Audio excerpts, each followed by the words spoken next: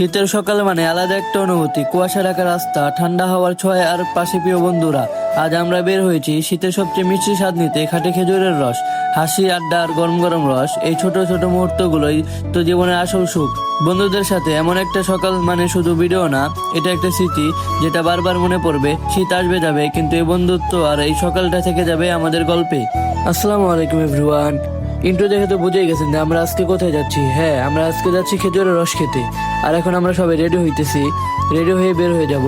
এখন আমরা বাইকটা স্টার্ট করে একটু গরম হওয়ার জন্য অপেক্ষা করতেছিলাম।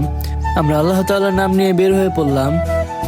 রাস্তায় প্রচুর পরিমাণের কুয়াশা ছিল। আপনারা যারা শীতের সকালে রস খেতে যাবেন, অবশ্যই সুন্দরভাবে আস্তে আস্তে বাইক চালিয়ে যাবেন, কারণ কুয়াশার জন্য সামনে কিছুই দেখা যায় না।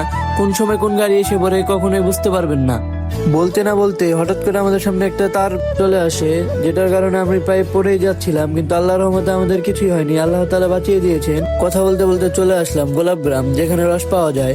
আর এখানে এসে দেখলাম যে এখনই ভাইটা এসেছে আর আমাদের জন্য গ্লাসগুলো ধোয়া হচ্ছে। ধোয়া শেষে আমরা খেয়ে টেস্ট করবো যে কেমন লাগে।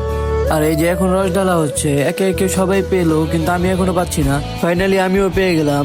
রসে চুমুক দিতেই অন্যরকম একটা ফিলিং, যেটা ভাষায় প্রকাশ করা সম্ভব না। আপনারা যদি ফিলিংসটা বুঝতে চান, অবশ্যই আপনাদের আসতে হবে গোলাপগ্রাম রস খেতে। দেখতে দেখতে চলে আসলাম ভিডিওর শেষ মুহূর্তে। তো আজকের মতো ভিডিওটা এই পর্যন্তই ছিল। ভালো থাকবেন, অপরকে ভালো রাখবেন। আল্লাহ হাফেজ।